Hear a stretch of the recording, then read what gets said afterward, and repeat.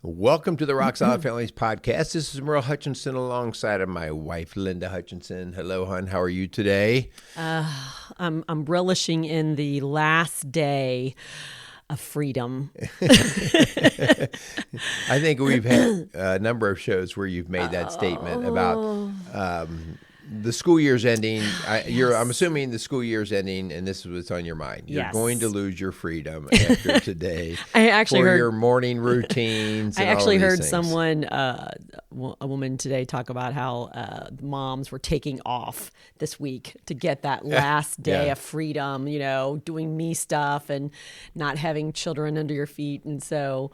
Yeah, it's about to change. So. You know what's different too is just the routine that changes, right?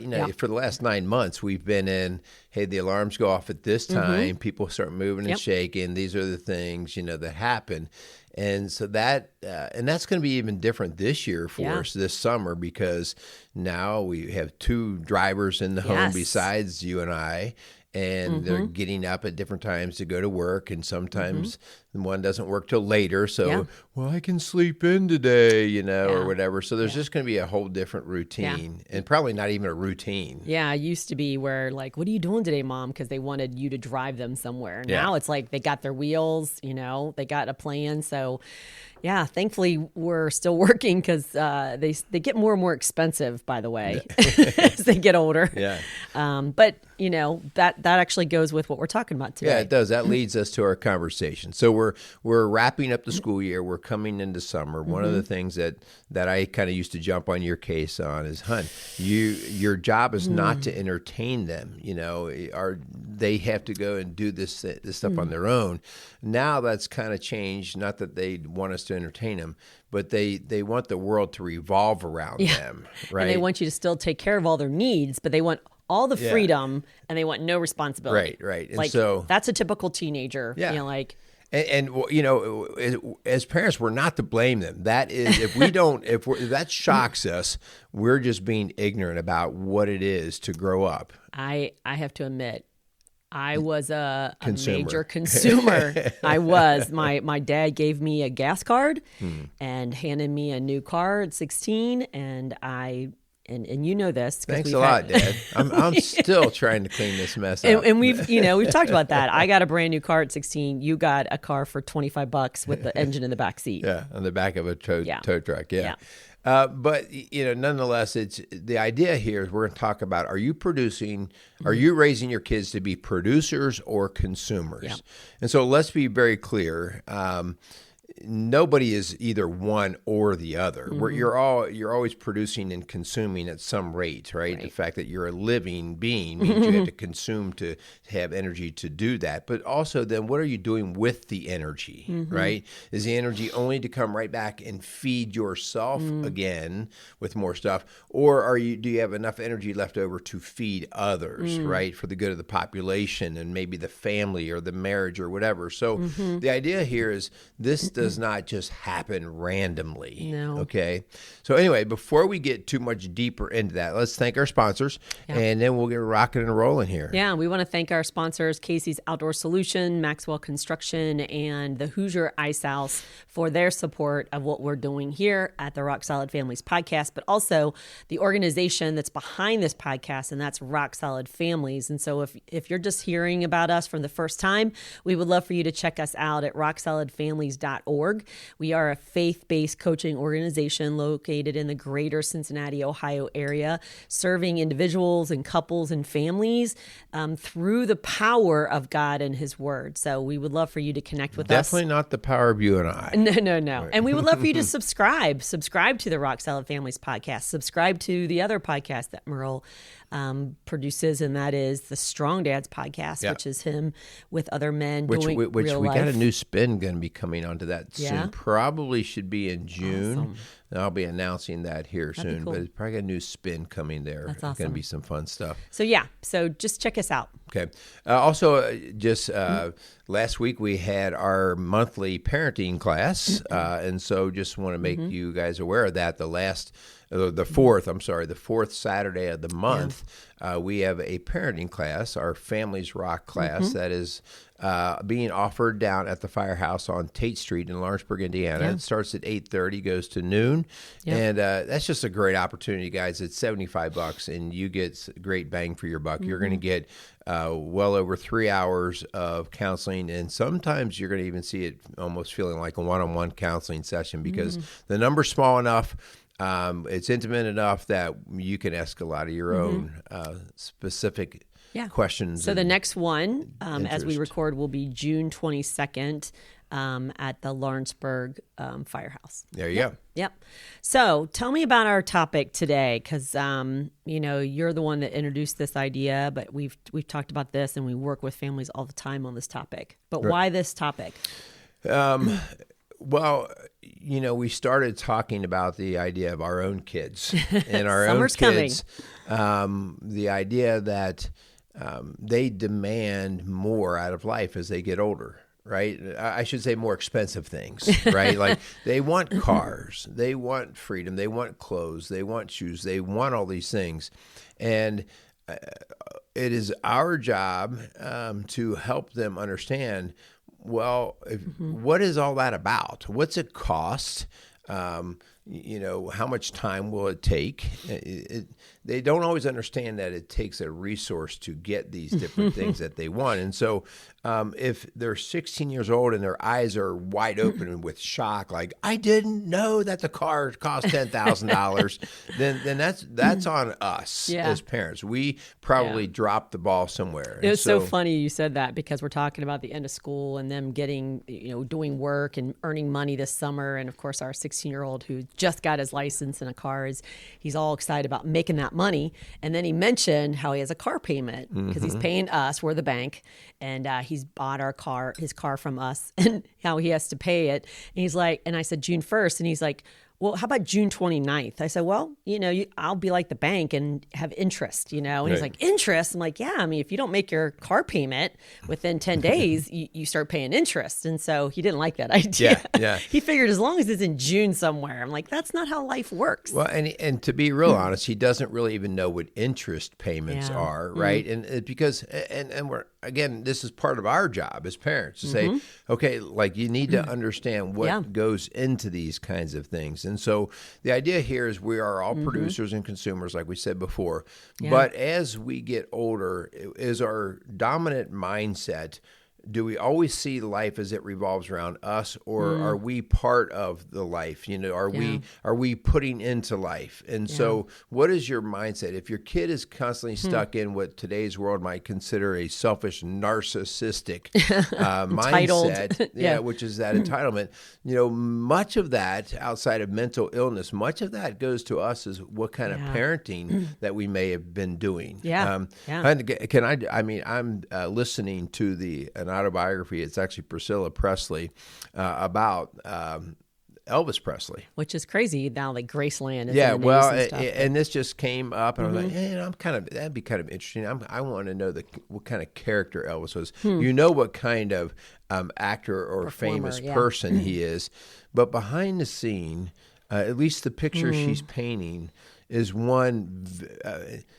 He was very, very nice and compassionate as long as it served him well. Right. And so everything was about him, and you go, wow. But then you find out how he was raised. And he was raised by a very protective mother because they lost a child early in life, his actual twin brother.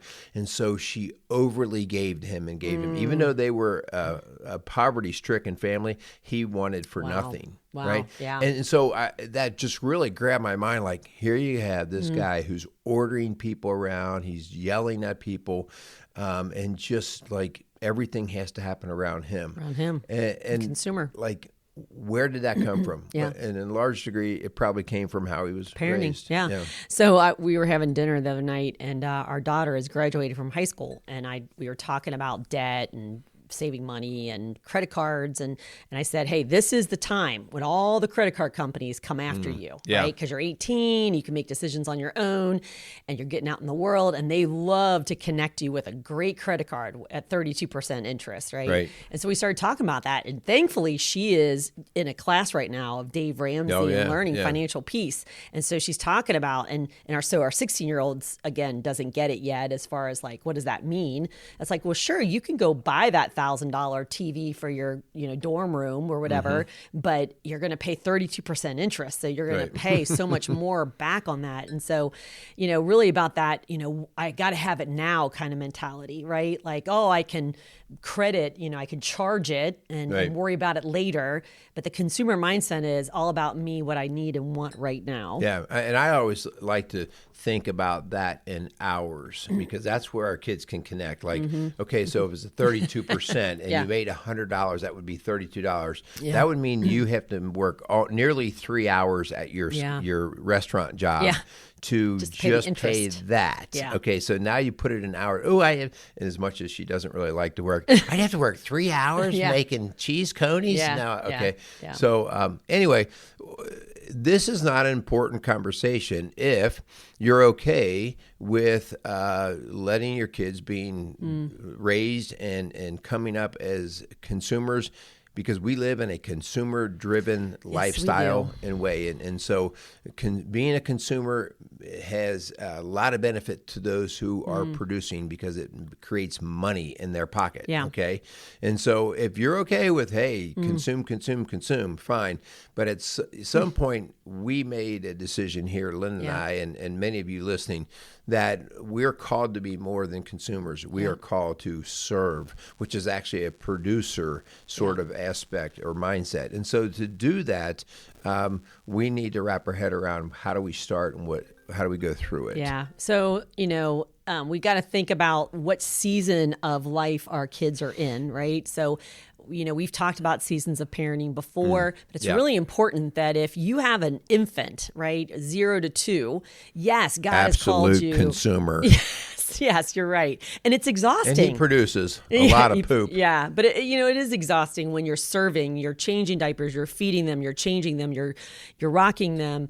And that is part of that season, right? But we don't want to do that to our 13-year-old. Right. So 0 to 2 is the service where we are strictly treating them as a consumer. We're not expecting them to be able to do their laundry or feed themselves yet. Actually feed themselves usually a little bit. Starts too. Yeah. It starts, yeah. But again, a lot of consumer, very little producing. Yeah. But the biggest part of our work actually starts with when we're raising our kids in this producer-consumer thing, starts in the leadership, the second season, where we're starting from the age of 3 and we go up into the early teen years. And so this is where we're going to really focus a lot of our conversation today, all right? Yeah. It starts in the leadership season, and we're going to go through some different things. Like I have 10 different things here that we can start walking through with our kids. A lot of these are not mind-blowing, guys. These are things that probably your parents did with you, but part of what we're talking about today is be intentional. Yep. Be intentional. Like, this is not just happenstance. If we live in a very comfortable world, and it's very easy to allow your kids to just stay consumers. Yeah. And so we actually have to spend probably more time teaching productivity than if you were 100 years ago and you had to keep the farm going just so that your family could be fed. Yeah, you bring up a good point. We've talked about this before. When you've got a family that lives on a farm, those kids learn very early. You don't sit around and play video games before school in the morning. You're out feeding the chickens or collecting the eggs or, watering the cows or whatever it is. Like, you learn in that leadership season. And so it starts in the leadership season, 3 to about 12, 13. And then it's reinforced in the mentorship season, which is the teens, the 13 to 18, depending on when they leave the nest, right? We have going to be a 19-year-old this summer, but that's that mentoring season where we have got to, not because we can, just because we can doesn't mean we should. Right, and so we start to back off and let them have some responsibility. If they want that freedom, with freedom comes responsibility. So if they want all these freedoms, but yet have no responsibility, it's our fault. Yeah, yeah. So a couple of scriptures that just go with this, and by the way, there's no shortage of scriptures that talk about the importance. You don't work, you don't eat. Of service. That's right, right. But Mark 10:45 says, "For even the Son of Man came not to be served, but to serve, and to give his life as a ransom for many." To give, right? Yeah. We joke around here all the time. Are you a giver or a taker? Are you a giver or a taker? Well, what is that? What was that phrase you used when you were the guidance counselor? Are you a bucket filler? Bucket filler or bucket emptier? I know it had a different term. Bucket spiller. Bucket dipper? Dipper. Yeah. A dipper. Are you dipping in the bucket or are you pouring in the bucket? Yeah. 1 Peter 4:10-11 says, each of you should use whatever gift you've received to serve others as faithful stewards of God's grace in the various forms. Do not be slothful. I love the word. Yeah. Do not be slothful in zeal. Be fervent in spirit. Serve the Lord. Yeah, good stuff. Okay, so here we go. Get out your pen. Quick, we're going to do 10 quickies here on how you guys can come together and make the start of this summer better in terms of how we're raising our kids up. The very first thing, we've talked about this so many times, in all things parenting, unification, all right? And so the very first thing is get you and your spouse on the same page of saying, well, what do we believe in? What do we agree on? What's important? What's not important? If you try to go this alone, it's not going to take long before the old strangulation thing begins to happen. Well, Mom never tells me to do that. Dad doesn't make me do that. And the next thing you know, you are cutting each other out of the picture. By the way, a lot of parents get stuck right here. Get stuck right here. And it's really a marital issue more than it's a parenting issue. Yeah. And they're not aligning, emotionally, spiritually, relationally. And so because of that, they don't have trust. Right. So I would say get some help for that. If number one, being a united front is still already a problem. Absolutely. Number two, state what you want for your kids. So this we've talked about many times.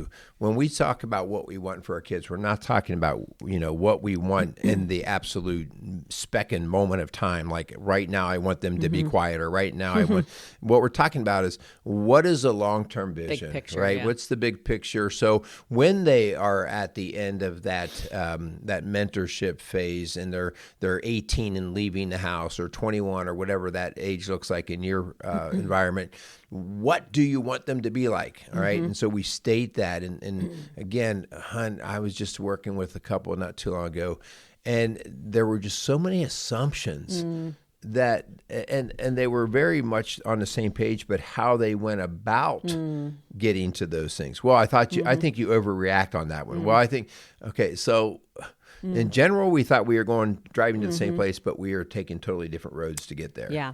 Number 3, begin with teaching the importance of contributing to the family. Okay. It's important that they know everybody has chores. I have chores, Dad has chores, and you have chores. Meal times, we are a family. We're going to eat together. We're turning off the screens. Everybody's going to help do the dishes. In our home, this has been something that we did since our oldest were little. No one leaves the kitchen until everything is done. Yeah. And that blows some couples' minds. Like, really? I thought I was the slave that does it all. No, if you have children who are able to carry a plate over or put the ketchup back in the fridge or wipe the table down. Right. In our home, everybody's got a job. You're either wiping the table, you're vacuuming, you're washing the dishes, drying the dishes, putting things away. And it goes a lot quicker, and people feel like we're a family. Yeah, and I just can't emphasize enough here the importance of, are you a contributor to the family, right? And so in all things, let your kids know that it's family first. It's family first. Well, can I go spend time with this person or go to this friend's house? Well, what does that do to the family, right? Like always starting. How would it impact the family? We're at that age now, hon, where we have teenagers, and sometimes we have family events, and sometimes they're not all that fun and exciting. Like you're going to somebody's grandma's anniversary party or whatever, and your kids are going, do I have to go?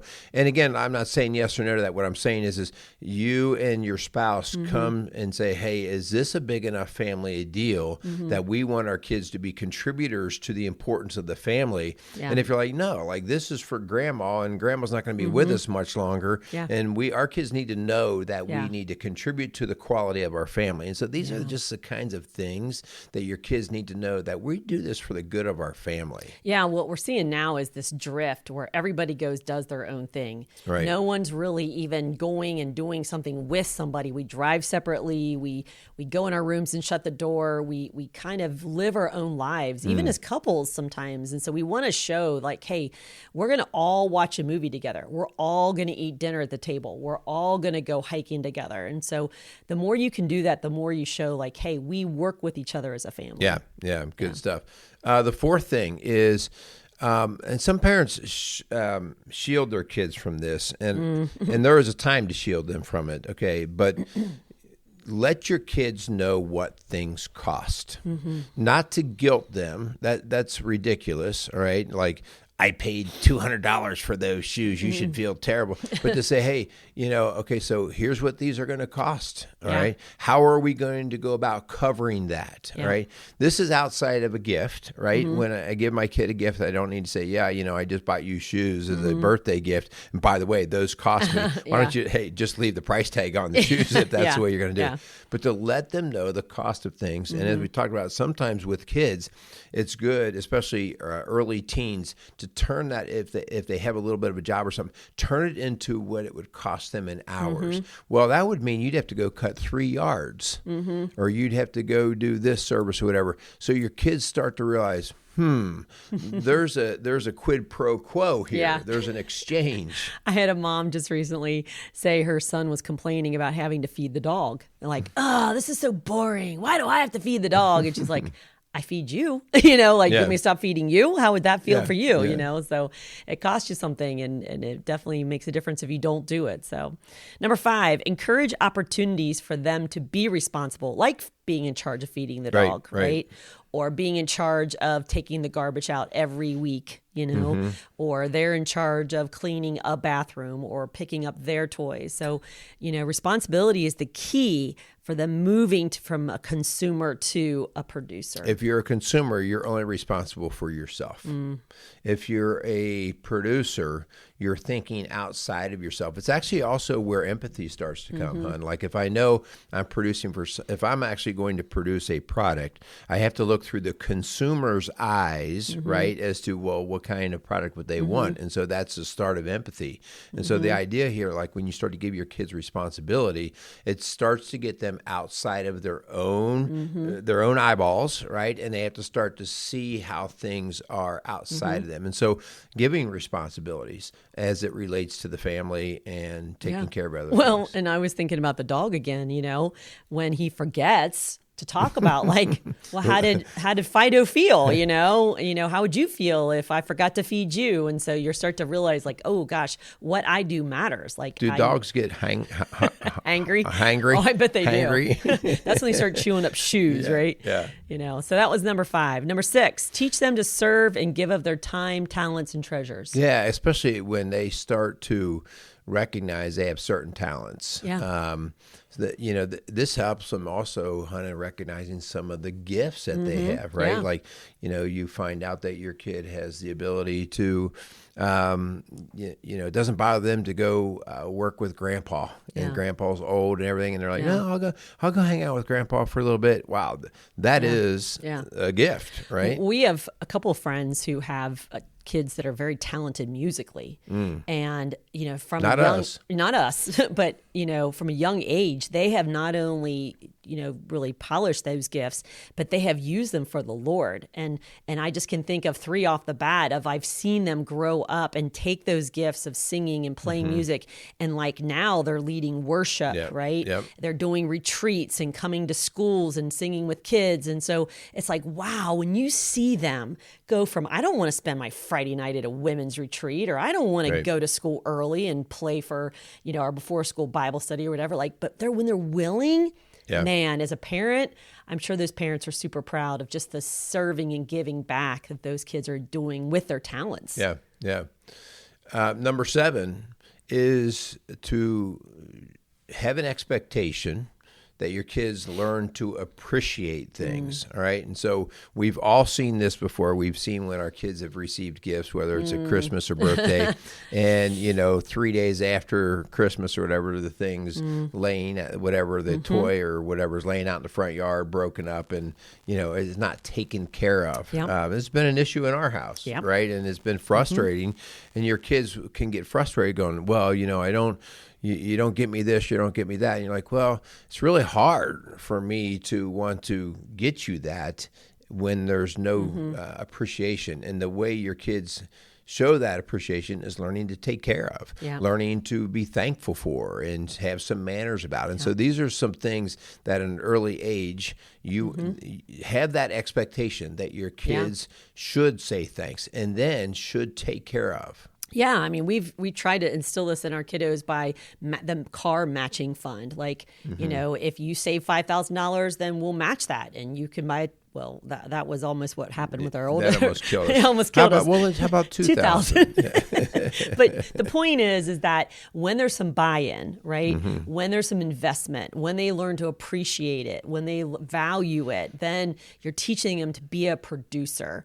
And we've even had kids who have spent their money and bought something they thought they wanted and then decided they didn't. And so we had to teach them how to clean it up, fix it up, and then sell it, right? And so they learn to appreciate the value of that I'm thing. Thinking of an electric scooter on that. Or a dirt bike. Couldn't wait to have. Yeah. That's number 7. Yeah, number 8, don't do things that they are capable of doing by themselves or for themselves. Yeah. And so this can go with both moms and dads. I will see it more often with moms that they maybe sometimes because they just feel like it's their duty or job, and sometimes it's faster, it's easier if you just clean the room or whatever. Yeah. But the idea of, hey, are they going to be contributors to the family? And if so, then they have to have the opportunity to do these different jobs. And if you're constantly just, kids, whatever, just go out and go play, I'll take care of the dishes, you really have not done much to help them. Yeah. And so they're capable of doing these things. And by the way, stretch what you think they're capable of. Kids are usually way more capable of doing things than what you might think. Like we think about laundry. Hun, when did you have our kids start with laundry? Well, what's funny is that our older two, not nearly as early as I should have. And so our son went to college. We learned that later. Our son went to college, you never taught me how. I'm like, that's my fault. Yeah. But our youngest 3, a lot a and they were capable. Elementary 12, age, like, early junior high. Yeah. So again, you're not trying to overload them with things that they're going to get in trouble with or hurt or something, but you'd probably be surprised with a lot of kids. They're more capable. Yeah. And so stretch that. Just because you can doesn't mean you should. That should be your mantra. Okay. Number 9, give them examples of people who've chosen that dominant life as consumers, as well as those who've chosen to be producers. When they see this YouTube influencer or this, NBA star or whatever, try to help them see what a producer and a consumer looks like. Right. I'll go back to my Elvis story. Yeah. From the outside, you might think he has it all. The deep, dark, sad life that he lived is just kind of mind-blowing. And, in hindsight, I can read this book and go, you didn't see that coming, but he was so wrapped up into himself that he was miserable, and he was then tried to cover the pain and the loneliness with all of the drugs that he got into, and lots of weird practices too, where he was trying to quench this uneasiness about him. Yeah. And so the outside might look, and we have kids. Oh, look, he's got Rolls Royces and he's got Ferraris and he's got all this stuff. Yeah. But that consumer and ultimately consumes itself. Yeah. And then number 10, let them know that you did not invent this function of parenting. It was invented by Christ. And so let them know that there is a higher power, that there is a God who loves us, but yet holds us accountable for what we do and what we have and what he expects from us. It's not just our idea. This is God's idea. Yeah. I mean, that's the very first scripture I started with was in Mark, where Christ is saying, I didn't come here to be served. I came here to serve. And so the reason why that's important is because sometimes your kids won't understand why they have to do these stupid things, right? This is stupid. I remember one of our kids saying, "This is so stupid," and I go, "Yeah, stupid will get you stupid." But it goes way beyond what we are making up. Like, we're called to do this because it ultimately produces great things for all of us. Yeah. So, as we wrap up, this challenge for you is, we have a huge responsibility in raising our children. And what we raise will go on to create the next generation. So think about that. What kind of people that you want leading our country or businesses, or are we training our children up to be those next gen leaders? Yeah. Our friend Frank always says, future leaders of our nation. He has even a T-shirt of that. And he believes in investing in and empowering those elementary school kids to say, you can do it. He would come and make them help teach his Sunday school class or work alongside him. He wants to show them, hey, I don't want you to sit on your hands and eat chips and salsa and play video games in the basement until you're a young adult. It's time to go out and be the hands and feet of Christ to make a difference in our world. All right. So your summer is starting. Yeah. Your kids might start with On Board, and they might have such a busy schedule that you're the one driving them all over the place to ball games and activities. This is a time for you to sit down and go, So hopefully this, opens up your mind a little bit to some different thoughts. Get into some conversation with your spouse, get on the same page, and then start to work this and present this to your kids. So. Yeah.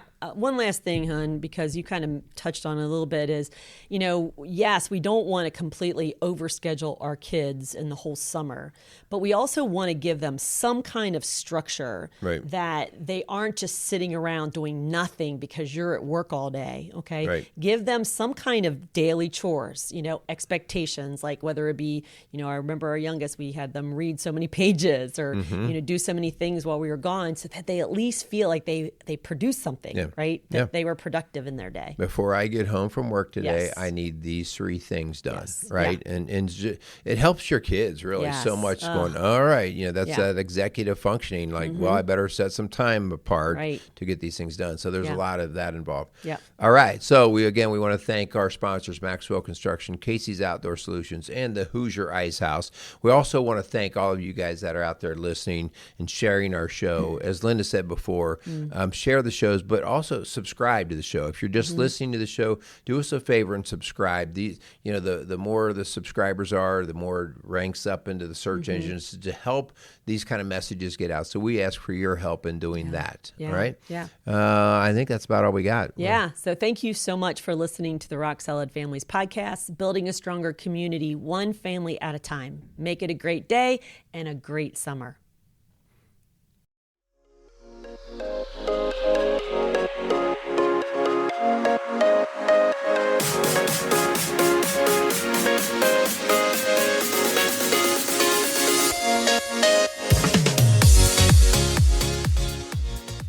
Rock Solid Families wants to thank Maxwell Construction for sponsoring the Rock Solid Families podcast.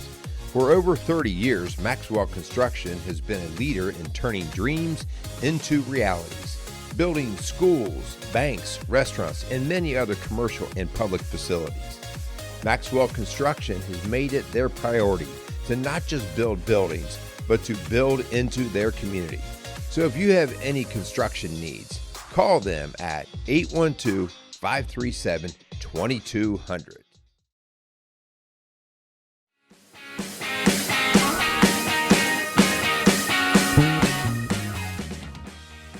Rock Solid Families would like to thank Hoosier Ice House for being a proud sponsor of the Rock Solid Families podcast. In the heart of historic Lawrenceburg, Indiana, the Ice House is at the corner of Vine and High Streets. The historic building evokes a feeling of comfort with spacious indoor and outdoor dining, a large bar, and comfortable dining areas. Large enough to host parties, yet intimate enough to feel like your favorite neighborhood restaurant. So thank you again for the Hoosier Ice House for sponsoring the Rock Solid Families podcast.